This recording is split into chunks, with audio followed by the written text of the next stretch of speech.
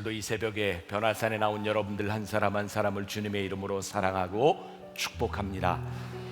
먼저 기도 제목을 좀 나누려고 하는데, 아마 여기에 있는 기도 제목이 여러분들의 기도 제목일 수 있고, 제가 첫날 읽었던 기도 제목 가운데 엄마가, 여러분들 아이의 기도 제목 기억하시죠? 아빠와 할머니 몰래 나와서 아이의 꿈이 있다면 아빠와 가족이 함께 변화산 예배를 드리는 것이라고.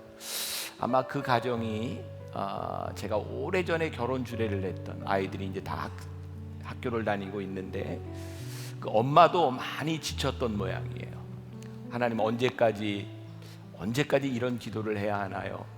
그런데 딸의 기도 제목을 듣고 엄마가 힘을 얻고 하나님 아직 끝나지 않았음을 선포하고 이 자리에 올라와 있는데, 오늘 이 기도 제목도 그 누군가에게 힘이 되고 또 우리들에게 기도 제목이 될 줄 믿습니다. 우리 중등부 학생인데 아마 오늘 고등학생들은 모의고사를 보는 날로 제가 알았고, 고3들은 마지막 모의고사를 보는 날이라 그래요.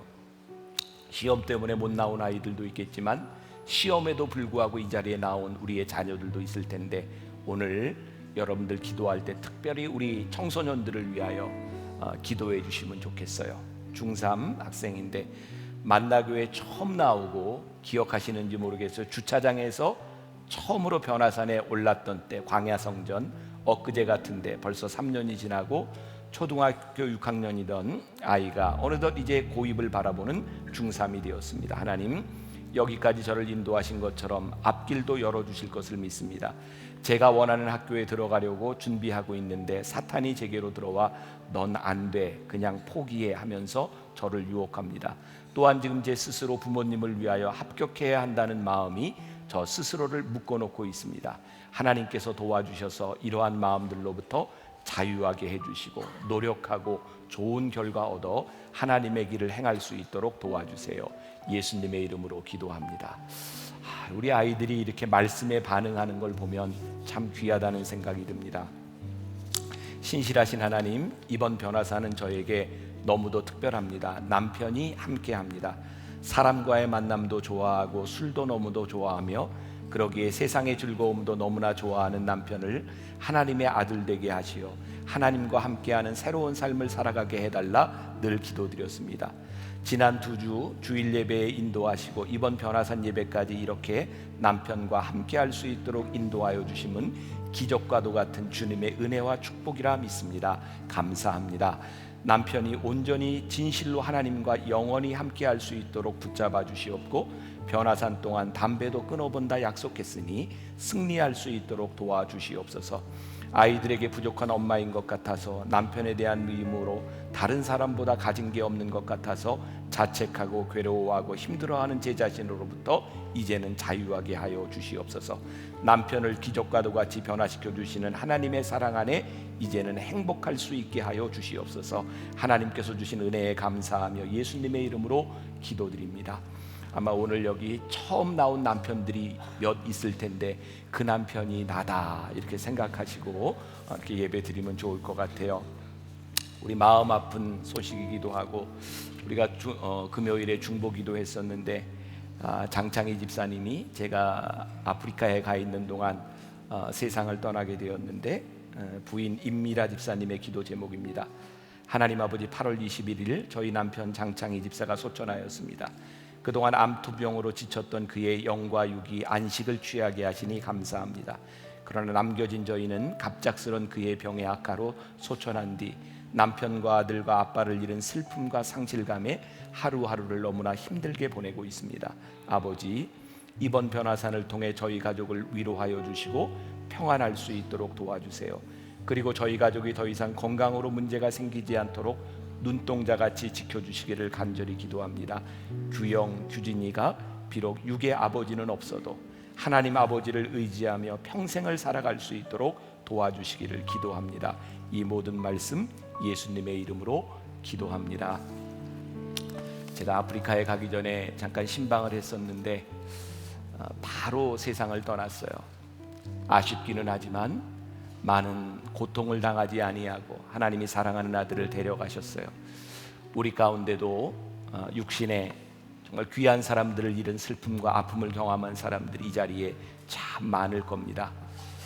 죽음은 죽은 자의 몫이고 산자는 산자의 몫이 있습니다.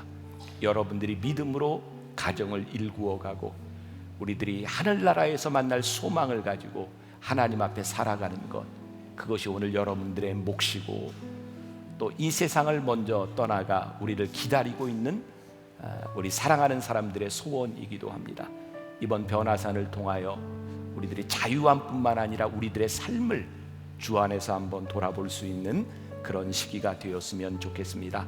마지막 기도 제목입니다. 어린이인데요, 하나님 항상 저희 가족을 지켜주시고 일용할 양식을 주셔서 감사합니다. 제가 완벽한 사람이 될 수는 없지만 하나님 나라를 위해서 제가 쓰이도록 도와주세요. 제가 2월 변화산 때 키가 클 수 있도록 도와주실 것을 믿고 기도했는데 11cm나 컸습니다. 제가 소원이 있습니다. 하나님을 만날 수 있도록 도와주세요. 그리고 제가 하나님 뜻대로 살아갈 수 있도록 도와주시고, 제 꿈은 운동선수지만 주님께서 저에게 맞는 꿈을 주세요. 그리고 제가 키가 꾸준하게 클 수 있도록 도와주십시오. 예수님의 이름으로 기도합니다. 아멘. 우리 어린아이의 작은 이런 소원에도 응답해 주신 하나님께 감사하고, 그리고 제가 여기 어린아이들에게 제가 말하고 싶은 것은 꼭 키가 큰다고 하나님이 쓰시는 것만은 아니란다. 목사님도 하나님이 쓰신단다. 키는 중요하지만 하나님이 쓰시는 절대적인 조건은 되지 않는단다. 목사님의 머리를 보면서도 너희들이 꿈을 가지고 하나님은 외모를 취하는 분이 아니시라는 것을, 자, 여러분들에게 어떤 기도 제목이 있는지 모르겠어요. 여러분들의 기도 제목이 다 이루어져야 하나님의 뜻을 이룰 것인지, 아니면 오늘 이 시간을 통하여 나의 기도 제목이 하나님의 뜻을 향하여 바뀔 것인지, 하나님, 우리들이 벗어나지 못하고 있는 우리의 욕심과 자유하지 못하는 이 모든 것들이 성령께서 우리 가운데 오셔서 주의 이름으로 자유하게 하시고 주의 이름의 능력으로 우리를 억누르고 있는 모든 것들을 풀어 해치게 하시고 승리하게 하여 주옵소서. 우리 같이 다 일어나서 주제가 부르며 믿음으로 선포하며 기도하며 나아가겠습니다.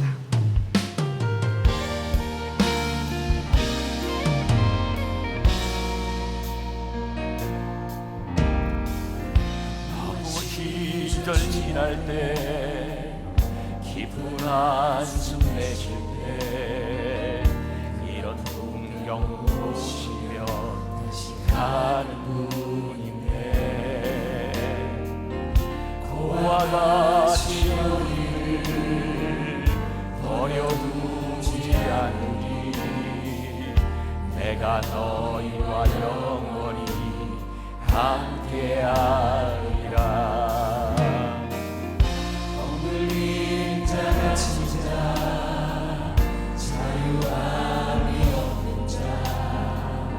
피난처가 되시는 성령님 계시네. 주의 영이 계신 곳에 잠자유가 있다네. 진리의 영이신 성령이 오셨네. 성령이 오셨네. 성령이 오셨네. 내 주위에 보내신 성령이 오셨네. 우리 인생 가운데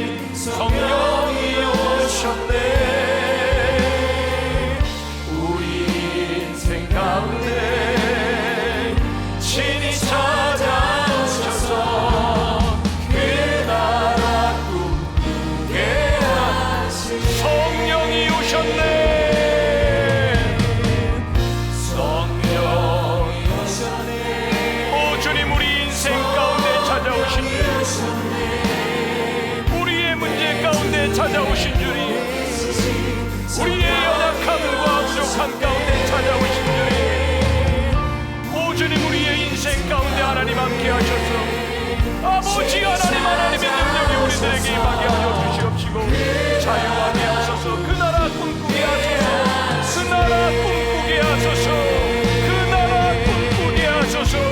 그 나라 꿈꾸게 하소서. 오 주님, 우리와 아버지 하나님의 은혜를 구하는 그들에게 역사하시옵소서. 오 아버지 하나님, 이 시간 아버지 하나님이 우리 부족함과 연약함을 아시는 하나님, 우리의 인생에 개입하여 주시옵소서. 아버지 하나님, 오늘 이 시간 성령께서 우리의 문을 두드리시며 성령이 우리들에게 말씀하여 주시기 원합니다. 내가 너를 일으켜 세우리라. 내가 너를 일으켜 세우리라. 내가 너와 함께하리라. 내가 너와 함께하리라. 내가 너의 하나님이라. 아버지 하나님, 주님을 의지하며 기도하는 주의 백성들을 하나님 기억하여 주시옵소서. 아버지 하나님, 우리의 연약함을 하나님 기억하시며 아버지 우리의 부족함을 기억하시며 아버지 인생 가운데 찾아오셔서 아버지 하나님, 우리의 문제 해결자가 되어주시옵소서. 오 성령이 우리 가운데 함께하여 주시기를 소원합니다. 아버지 하나님, 오 성령이 우리 가운데 함께하소서. 성령이 우리 가운데 함께하소서. 오 성령이 우리 가운데 함께하여 주옵소서. 오 아버지 하나님, 이곳에 하나님의 영이 충만케 하여 주옵소서. 아버지 하나님의 능력으로 우리를 붙잡아 주옵소서. 새로운 하게 하여 주옵소서. 오 아버지 하나님의 능력으로 우리를 붙잡아 주옵소서. 오 주님, 아버지 하나님, 우리의 인생이 바뀌어지는 역사가, 아버지 하나님, 우리의 인생이 새로워지는 역사가, 아버지 하나님, 우리의 가정과 우리의 사연이 새로워지는 역사가 일어나게 하여 주옵소서. 주님, 우리와 함께하시옵소서.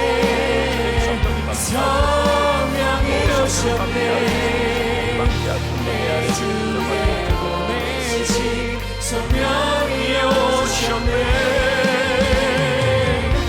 우리 인생 가운데 신이 찾아오셔서 그 나라 꿈꾸게 하시네. 오 성령님, 오늘 이 시간 우리 인생 가운데 신이 찾아오셔서 우리의 삶의 해결자가 되어 주시옵소서. 성령께서 오늘 우리의 모든 것을 자유케 하시는 역사를 경험케 하여 주시옵소서. 아직도 우리의 마음속에 있는 부정적인 생각들과 어둠의 세력이 예수 이름의 권세 앞에 무릎을 꿇게 하여 주옵소서. 믿음으로 선포합니다. 믿음으로 선포합니다. 주님 역사하여 주옵소서. 이 시간도 온전히 주께 의탁하오며 예수님의 이름으로 기도합니다. 아멘. 아직 자리에 앉지 마시고요. 우리 앉지 마시고 인사할 때 지금 우리 철원 만나교회에서 지금 이 시간에 영상으로 함께 예배를 드리고 있고 또 많은 분들이 영상으로 함께 예배를 드리고 있는데 오늘은 특별히 철원 만나교회 사랑해요 해주세요. 철원 만나교인들이 토요일에는 다 같이 여기 와서 철원에서부터 와서 새벽에 예배를 참여하려고 합니다. 자, 철원 만나교회 사랑해요. 한번 두 손을 흔들어 주겠습니다. 시작. 철원 만나교회 사랑해요. 옆 사람들과 함께 승리합시다. 얼굴은 보지 말고 악수하면서 승리합시다. 앉으세요. 승리합시다. 자, 오늘이 늘 그렇지만 변화산을 시작하면서 제일 힘든 날입니다. 특별히 새벽 예배를 안 하던 분들에게 제일 힘든 날인데 이제 오늘부터 오늘만 지나면 잘 회복되어 끝까지 갑니다. 네, 우리 끝까지 변화산에 올라 승리합시다. 네, 오늘 광고 안수기도 대상자들은 늘 마찬가지지만 여러분들이 예배를 마치고 올라오시면 됩니다. 오늘은 인내자비 양선동산이고요. 내일은 충성온유 절제동산입니다. 오늘도 멋진 사진을 찍어주셨던 분들을 좀 소개하고 시상하려고 하는데 우리 교회 여러 선교회들이 있는데 올해 새로 시작한 M-라이더 이 자전거 타는 선교회에서 멋진 사진들을 찍어주셨어요. 네, 저건 아직 안 멋지고 네, 그 다음 네, 저렇게 자전거 들고 또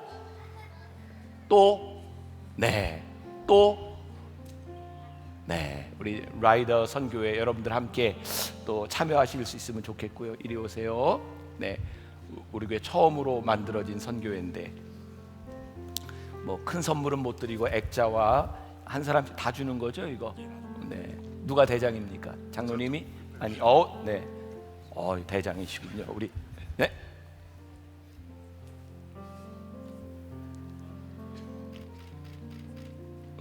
네, 고맙습니다. 그 다음에 특별한 목적을 가지고 이곳저곳에서 찍은 사진이 있는데 볼리비아 선교팀이 선정이 됐어요. 볼리비아 선교팀은 볼리비아를 가 있는 동안 인솔하시는 장로님이 가는 데마다 자유하라 사진을 찍어야 된다 그래서 볼리비아 팀들은 자유하라 사진에서부터 자유하는 게 꿈이었대요. 자, 네, 볼리비아에서 찍은 사진입니다. 네, 볼리비아 선교팀 어서 오세요. 멀리 갔다 오셨어요. 두 줄로 서야 될 것 같으네요. 사진이 잘 나오게. 대장 누굽니까? 네. 자, 네.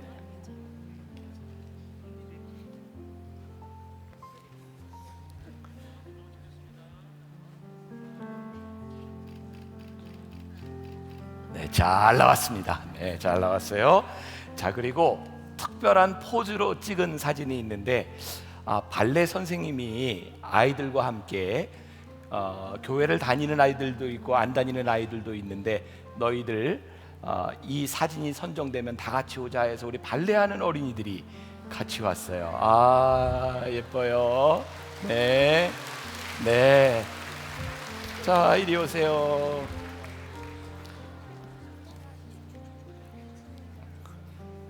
앞에도 쓰고. 자, 어유 예뻐요. 여기 누가 대장? 대장 누구? 키 크니까 대장하자. 오케이. 네. 자, 우리 사진 찍을 때 우리 다 같이 발레 포즈. 자, 자.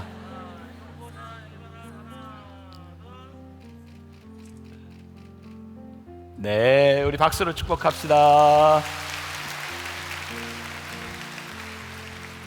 선생님이 누구예요? 우리 어린이들은 내가 간식을 한번 쏠게요. 네.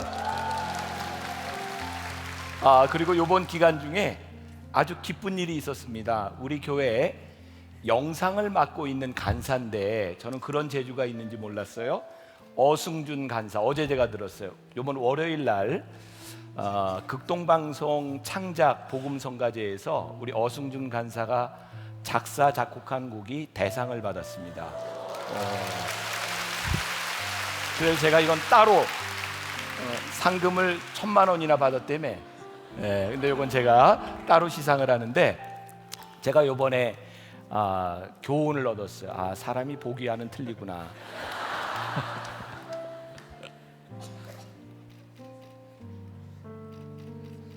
네, 축복합니다. 이렇게 또 좋은 일을 또 주셔서 감사하고요. 오늘 하나님의 말씀 보겠습니다. 마태복음 18장 21절부터 22절까지 말씀. 오늘의 제목은 복수심에서 자유하라입니다. 마태복음 18장 21절부터 22절까지 우리 같이 한 목소리로 봉독하겠습니다. 그때 베드로가 나와 이르되 주여, 형제가 내게 죄를 범하면 몇 번이나 용서하여 주리이까? 7번까지 하오리이까? 예수께서 이르시되 내게 이르노니 7번뿐 아니라 7번을 70번까지라도 할지니라. 아멘.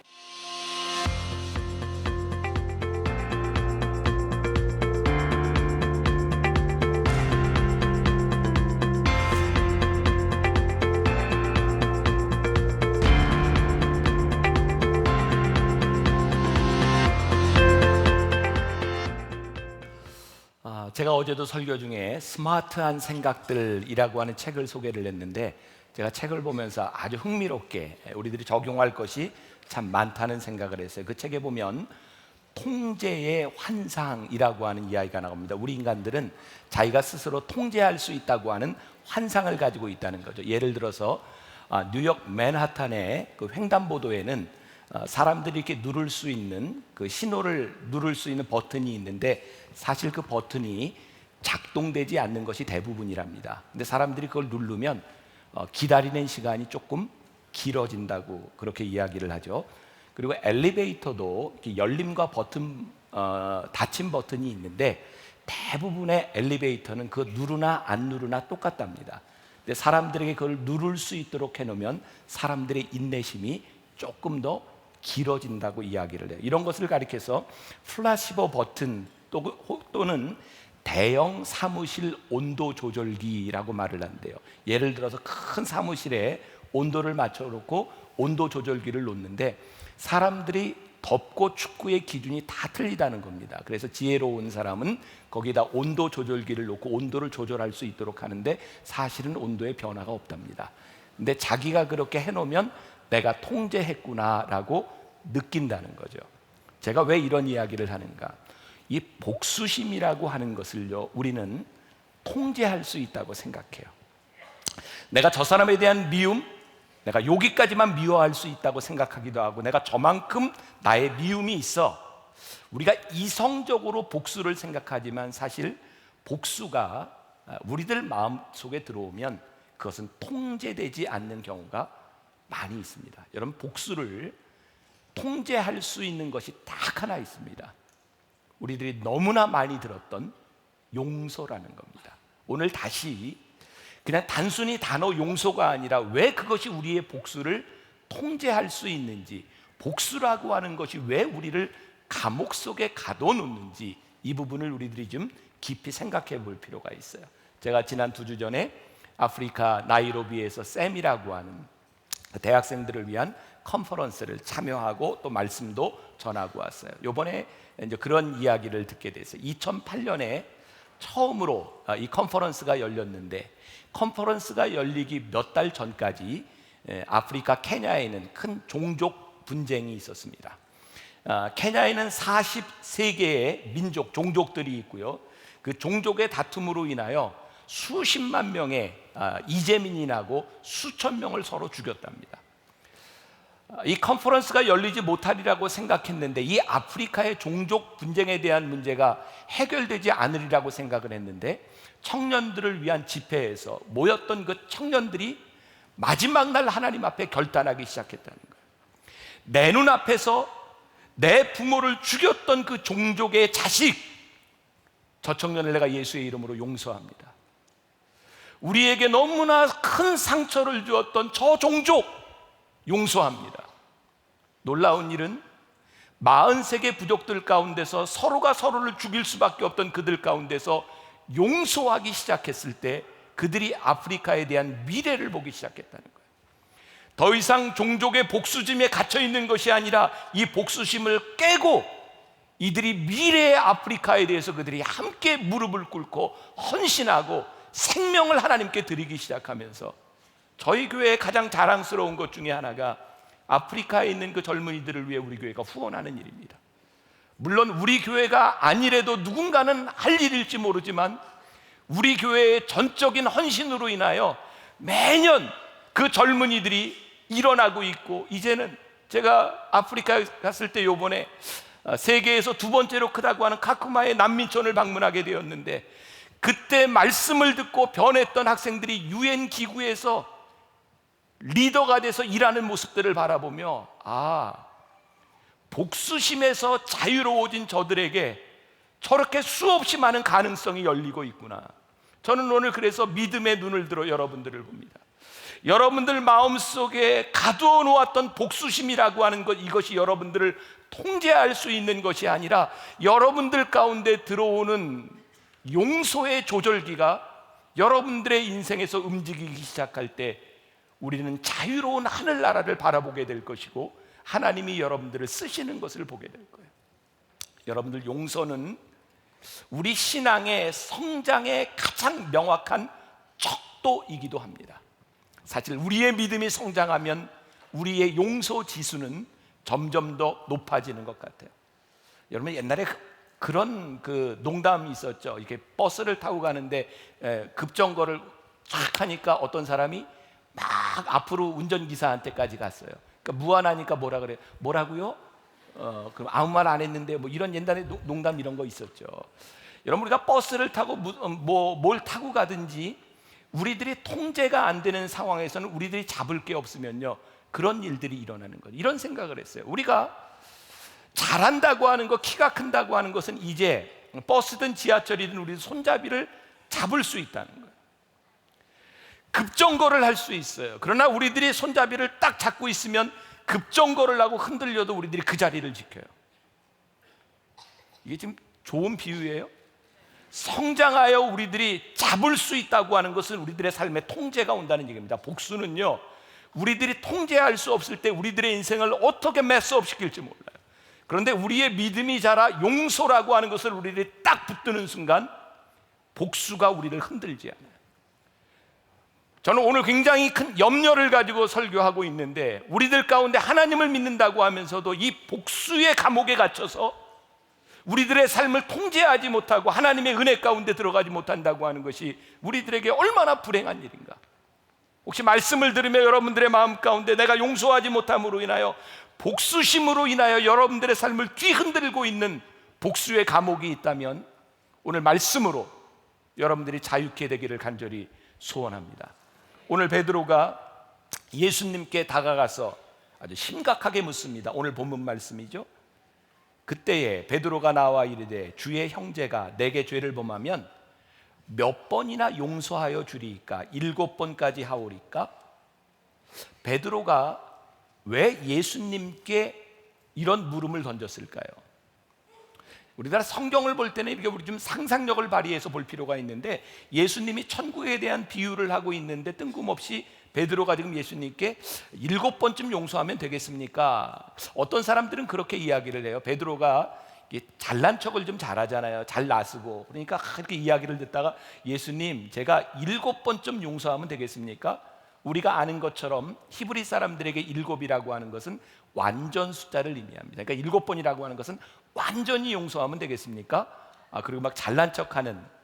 근데 사실 그런 해석도 가능할지 모르지만 이 문맥을 통해 보면 저는 베드로가 그런 의미로 예수님께 말했던 것 같지는 않아요. 예수님이 천국에 대한 비유를 말씀하시는데 천국에서는 어린아이처럼 낮아져야 된다. 천국에는 어린아이 하나가 중요하단다. 이른 양 하나가 중요하단다.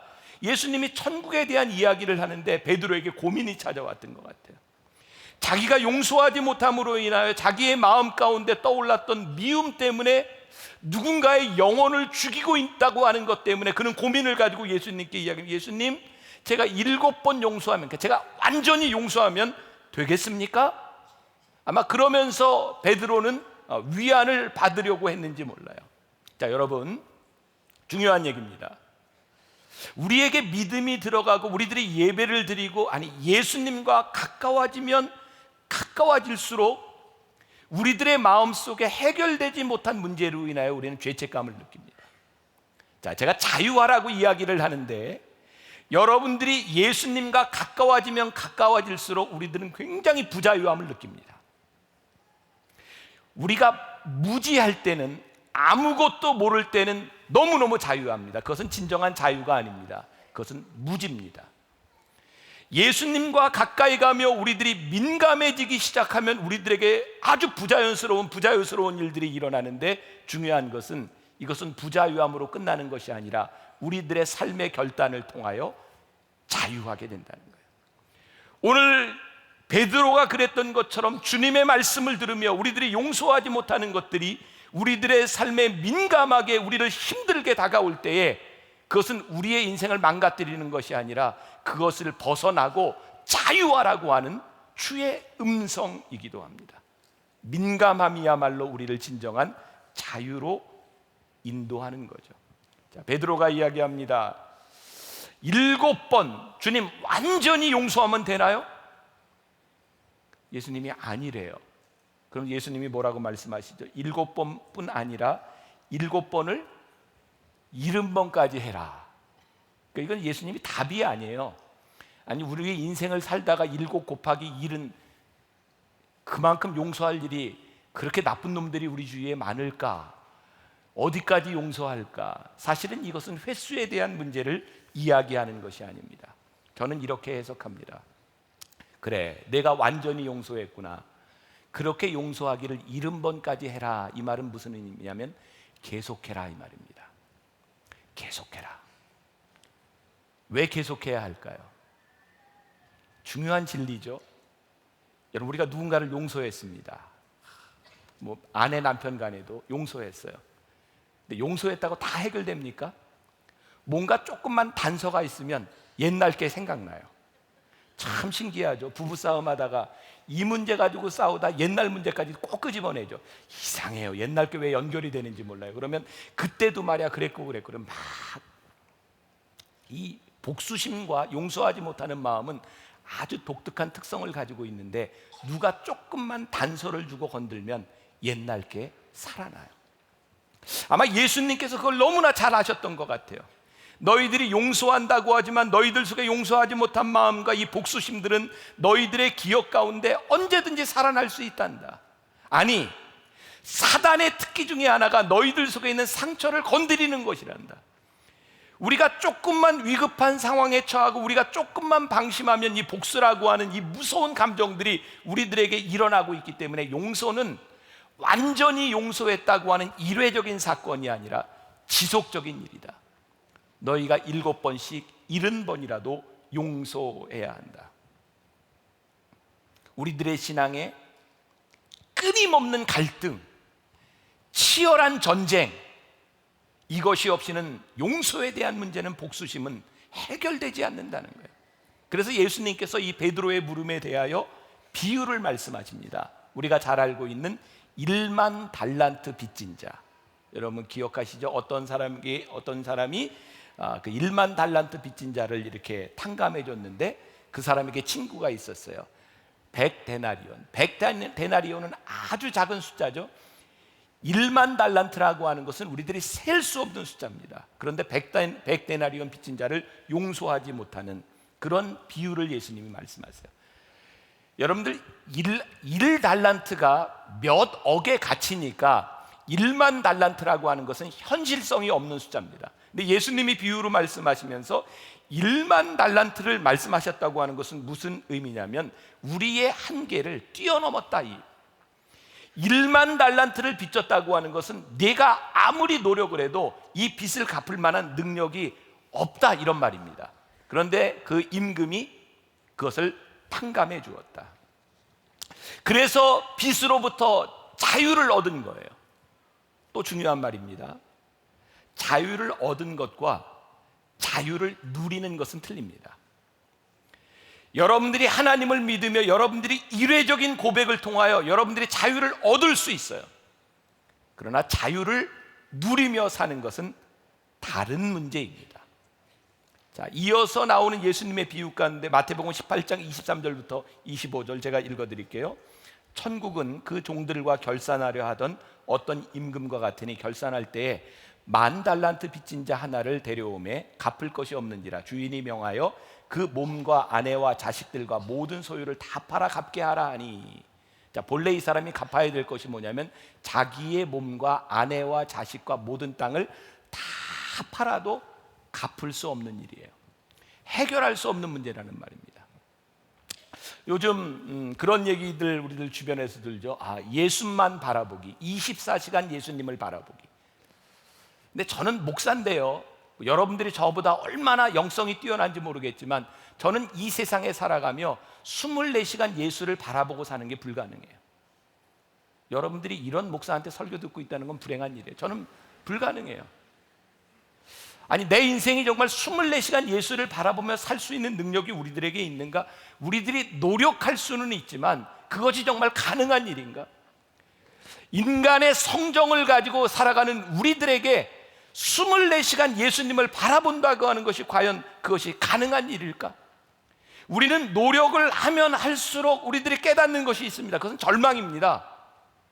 우리의 인간은 아무리 노력을 해도 우리 인생의 문제와 용서의 문제, 이 사랑의 문제, 우리를 책임질 만한 능력이 우리들에게 없다는 거예요. 10,000달란트 다 갚아라 그랬는데 갚을 능력이 없는 거예요. 마태복음 18장 27절에 그 종의 주인이 불쌍히 여겨 놓아보내며 그 빚을 탕감하여 주었더니, 여러분 여기서 제일 중요한 말이 저는 탕감이라고 생각해요. 탕감이 뭡니까? 우리의 노력이 개입된 게 아니에요. 우리가 얼마쯤 갚았더니 나머지는 안 갚아도 된다, 이런 딜을 냈다는 이야기가 아니라 도저히 갚을 수 없기 때문에 임금이 그것을 탕감해 주었어요. 이게 무슨, 우리들이 흔히 쓰는 용어로 이게 무슨 말일까요? 은혜를 베풀었다, 이 말입니다. 그러니까 우리들이 용서를 받은 것은 우리들이 도저히 할 수 없는 것을 탕감해 주신 은혜를 우리들에게 입은 거죠. 중요한 것, 오늘 여러분 정신 똑바로 차려야 돼요. 1만 달란트를 탕감받은 이 사람이 탕감받은 상태에서 끝난 것이 아니라 그가 자기 집으로 갑니다.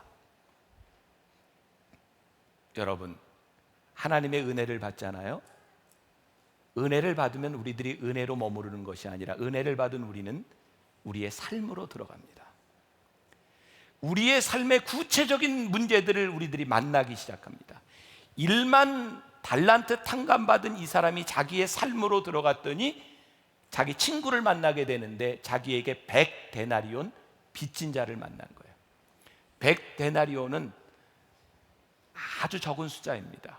뭐 정확히 모르겠지만 1000만 원도 안 되는 숫자일 거예요.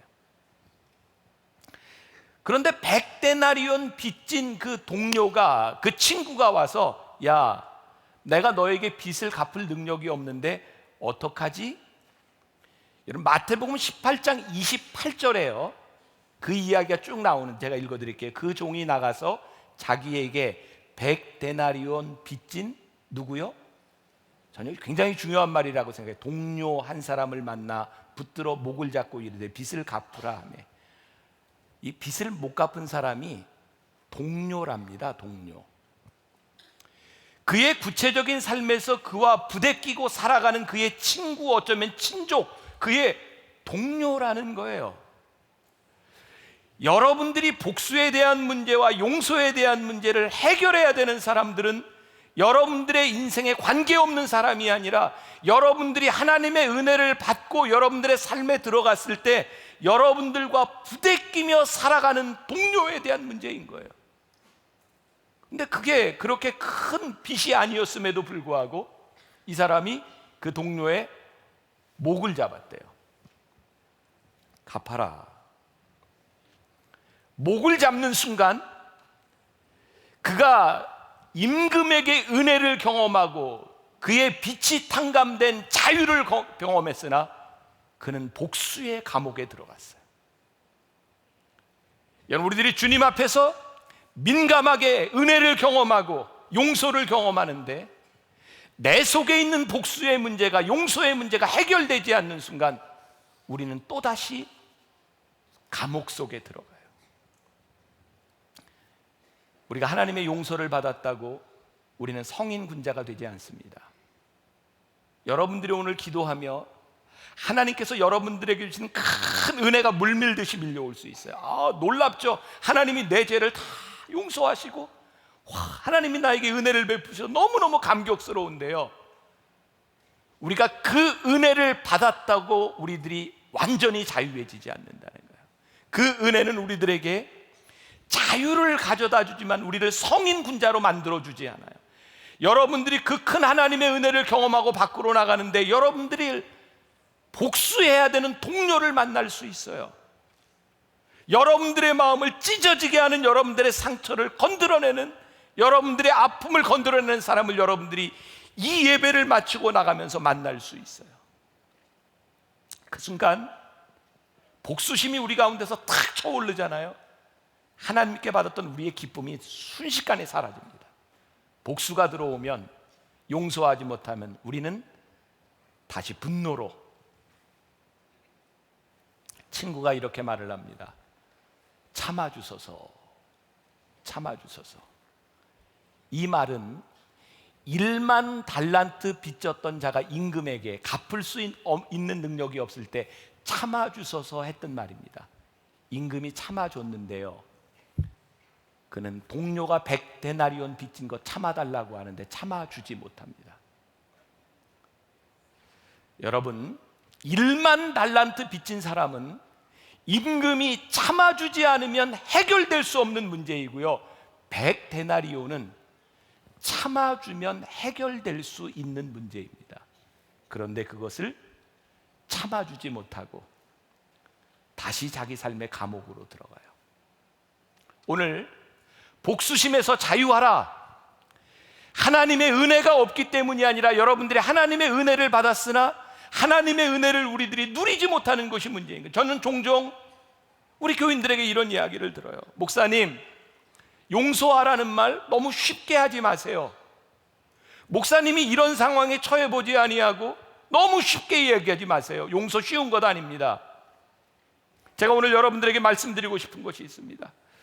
우리들이 당하고 있는 일, 그것이 무엇인지 모르지만 아무도 이해하지 못합니다. 여러분들의 아픔이 얼마나 큰지 누가 그거 이해할 수 있겠습니까? 여러분들의 아픔이 얼마나 큰지 몰라요. 이해할 수 없어요. 그러나 용서하라는 것은 여러분들의 아픔의 크기에 대한 문제가 아니라 여러분들이 받은 용서의 크기를 생각해 보라는 거예요. 우리가 가진 아픔이 아니라 내가 가지고 있는 문제를 해결해 주신 그 큰 사랑을 생각할 때 이 사람에게 용서할 수 있는 것이지, 내가 받은 상처를 생각하면 그건 용서가 되지 않는 거예요. 왜? 우리는 그런 능력이 없기 때문입니다. 그리고 우리를 진짜 힘들게 하는 건, 내가 그 사람을 용서해 준다 치자, 아니 근데 나에게 그렇게 힘들게 한 그 나쁜 놈이 내가 용서했는데 너무 잘 되는 거예요. 나는 용서하고 너무너무 힘든데 저 나쁜 놈은 내가 용서했는데 너무너무 잘 되는 거예요. 이거 정말 견딜 수 없는 일 하나요. 하나님은 어떻게 저런 일이 있습니까? 악인의 번성함을 보는 것처럼 힘든 일이 없어요. 용서가 그렇게 힘든 일이에요. 로마서 12장 17절부터 18절까지 말씀, 여러분들이 좀 기억하세요. 같이 봉독해 볼까요? 아무에게도 악을 악으로 갚지 말고 모든 사람 앞에서 선한 일을 도모하라. 할 수 있거든 너희로서는 모든 사람과 더불어 화목하라. 여기에서 여러분들이 기억해야 될 건 너희로서는 이라는 말입니다. 너희로서는. 사도 바울이 로마에 있는 교인들에게 말합니다. 너희들이 악을 악으로 갚지 말고 선한 일을 도모하는데 이거 참 힘든 일 아니란다. 너희들이 선한 일을 행한다고 그 사람이 선해지는 것도 아니란다. 그런데 너희로서는 모든 사람과 더불어 화목해라. 다른 사람이 어떤 결과를 가져올지 모르지만 사도 바울이 로마에 있는 교인들에게 다른 사람 신경 쓰지 말고 너희는 화목해라. 로마서 12장 19절 말씀으로 넘어가 봅니다. 그리고 사도 바울은 이렇게 얘기합니다. 내 사랑하는 자들아, 너희가 친히 원수를 갚지 말고 하나님의 진노하심에 맡기라. 기록되었으되 원수 갚는 것이 내게 있으니 내가 갚으리라고 주께서 말씀하셨느니라. 우리의 복수와 우리의 원수는 나에게 있는 것이 아니래. 왜냐하면 내가 갚으려고 하면 내가 망가지기 때문입니다. 우리가 믿음이 우리들에게 들어오고 하나님의 용서를 우리들이 경험하는 순간 우리는 내 속에 있는 분노와 복수를 하나님께 맡기는 거예요. 여러분, 그런 생각 해보셨어요? 우리가 용서하지 못하는, 우리에게 상처를 준 그 사람 때문에 우리의 마음이 너무너무 힘들고 아플 때 하나님께서 용서해라 이렇게 말씀하실 때 하나님의 마음이 쉬우셨을까요? 우리 자녀들의, 하나님의 자녀들의 고통을 보고 계시는 하나님의 마음이 정말 쉬우셨을까요? 전 그렇게 생각하지 않아요. 죄송합니다. 제가 치부를 드러내는 것 같아서 죄송한데, 한국 교회의 많은 문제들 가운데 하나는 교단에 대한 그런 문제들인 것 같아요. 이제 교단들이 커지면서 교단이 힘을 가지게 되고 그 힘들을 남용하는 문제들이 생긴 거죠. 제가 옳은 것은 아니지만 몇 년 전에 이런 잘못된 관행은 좀 고쳐야 되겠다는 생각이 들었어요. 저희 교회가 힘이 좀 있는 교회고요. 그래서 제가 그것을 좀 해보려고 시도를 했다가 칼을 뺐다가 다시 꽂았어요. 도저히 안 되는 일이더라고요. 제가 할 수 있는 일이 없더라고요. 그런데 그 문제로 인해서 제가 미운 털이 박혔어요. 제가 미움을 많이 받아요.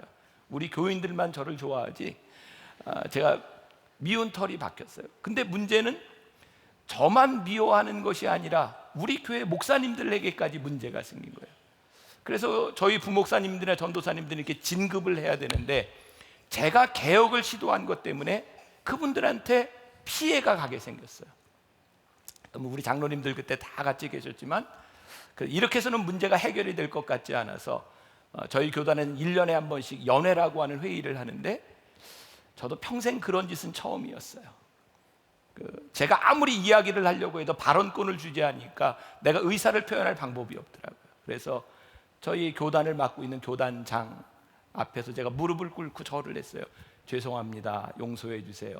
없던 걸로 하겠습니다. 그리고 회중들한테도 제가 절을 했어요. 미안합니다. 우리 장로님들이 막 울었어요. 목사님 왜 그러냐고, 우리가 뭐 잘못했냐고. 그런데 나로 인하여 내가 옳다고 주장할지는 모르지만 이것이 또 싸움이 되는 것은 아닌 것 같아서 저도 울면서 너무너무 치욕스럽다고 생각해서 울면서 무릎을 꿇고 절을 하고 용서해달라고 그러고 저는 떠났어요. 떠나고 나서 제가 들은 이야기예요. 그것으로 끝나고 해결이 됐어야 되는데 우리 교회 부목사님들 중에 몇 사람을 통로에다가 무릎을 꿇혀놓고 잘못했다고 빌라 그랬다는 거예요. 그 얘기를 듣는 순간 제가 도저히 참을 수가 없었어요. 제가 목사가 되고 나서 처음으로 욕을 해봤어요. 전화를 걸어서 바꿔! 막 제 속에 분노가요. 저는 그렇게 화가 났던 때가 없어요. 내가 무릎 꿇는 것은 내가 참을 수 있지만 내 자식 같은 사람한테 모욕을 주는 것은 내가 못 참아. 그게 너무너무 힘든 거예요. 제가 오늘 말씀을 준비하다 그런 생각이 들었어요. 하나님께서 우리를 바라보며 너희들 참아라, 너 용서해라 라고 말씀하실 때 우리들이 무릎을 꿇고 치욕을 당하는 모습을 바라보며 하나님의 마음은 제가 가졌던 이 마음보다 훨씬 더 아프실 거예요. 그렇게 쉽게 우리들에게 용서하라고 하는 말씀이 아니에요. 내가 그렇게 쉽게 복수심을 털어버리라고 하는 말씀이 아니에요. 우리 하나님께서 우리의 아픔과 우리의 마음을 아신다는 거예요. 단지 그것을 해결하는 방법과 시기가 우리의 생각에 있지 않다는 거예요. 그래서 하나님께 맡기라. 여러분, 쉬운 일이 아니라는 것 압니다.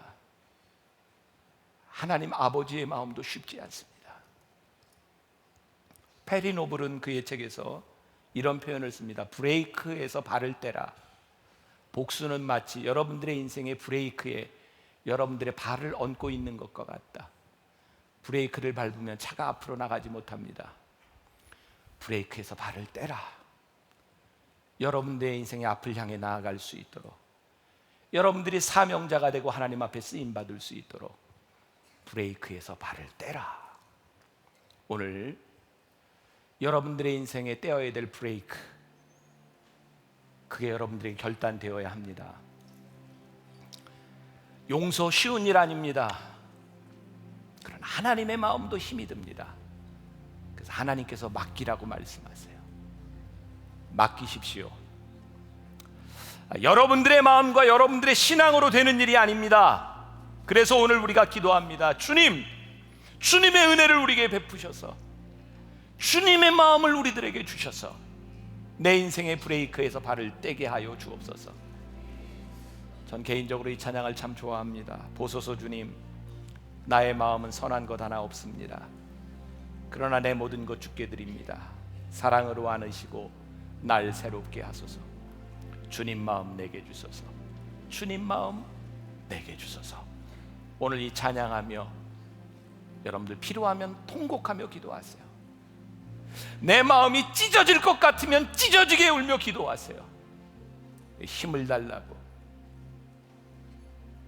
하나님 역사해 달라고. 오늘 기도하며 승리하는 새벽이 되기를 주님의 이름으로 간절히 축원합니다.